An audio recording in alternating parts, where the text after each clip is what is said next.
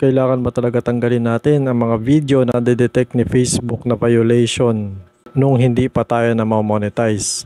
Pero ngayon na monetize na tayo, na-detect na may violation, kailangan po ba natin tanggalin ito o hindi? Salamat po sa sasagot.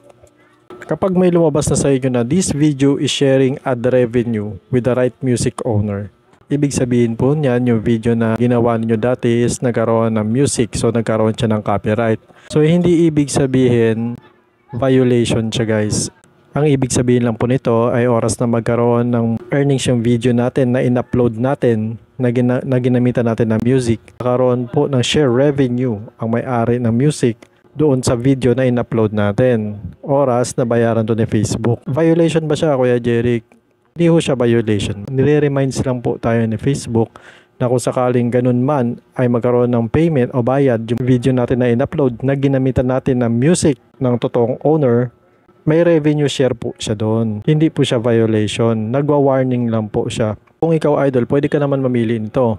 Ibigyan ka naman ni Facebook ng 3 option. So makikita mo dyan, accept revenue share.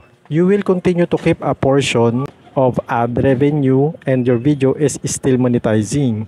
Ibig sabihin niya na idol sa madaling paliwanag, gusto mo manatili yung video mo dito sa Facebook at kasama siya sa monetization na binabayaran ni Facebook, pumapayag ka na makishare ng kita yung owner ng music doon sa video na in-upload mo.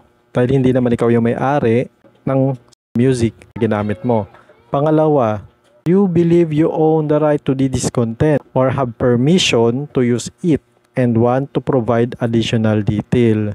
Ibig sabihin, pag nag-submit ka ng dispute, naniniwala ka na yung video na in-upload mo is talagang sayo at wala kang kinopyright na kahit kanino. Yan, pwede ka mag-submit ng dispute. Sayo nga yung video, hindi naman sayo yung music. So, hindi ka pwede mag-submit ng dispute. Bakit? Kasi pag na-detect ni Facebook yan at nalaman ni Facebook na hindi talaga sayo yan, automatic idol, kakaroon ka ng restriction. So, ang kailangan mong gawin, kailangan sigurado ka. Sigurado ka na sayo talaga. Pangatlo, remove the video from your post. Ibig sabihin yan, idol, wala na tayong pag-uusapan yan masyado kasi pag sinabing remove, aalisin mo na yan. Pinapaliwanag ko lang ng dahan-dahan kasi baka yung iba nabibilisan dun sa sinasabi ko na hindi nila maiintindihan kung papaano ba to gagawin kapag merong sinend si Facebook na ganyan. So, 3 kategory lang yan. Accept revenue share, pagbabayad ka kapag na-monetize ni Facebook to at nagkaroon ng earnings, video na in-upload mo. Then submit dispute, naniniwala ka na sa'yo talaga yan at wala kang binabangga, wala kang kinuhanan na kahit saan dahil sarili mo yan, personal.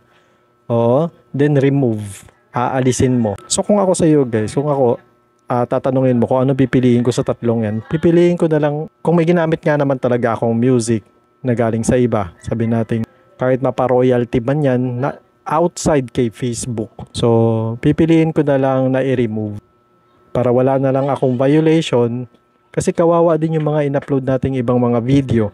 Madadamay siya kasi isang account na naman ang ginamitan natin yan. So pag na-restrict ang account, lahat ng video mo wala na. Hindi mo na siya mapapakinabangan kasi account na mismo yung na-restrict. So kung ako payo ko sa inyo, huwag kayong gumamit ng mga music na labas kay Facebook. Meron tayong mga music dito na pwede nyo magamit na mismong kay Facebook galing. So, hindi natin kailangan kumuha ng mga music sa iba. Pumunta kayo ng music library ni Facebook. Meron po dyan. At yan lang po ang music na po pwede natin gamitin mga content creator para wala po tayong masasagasaan.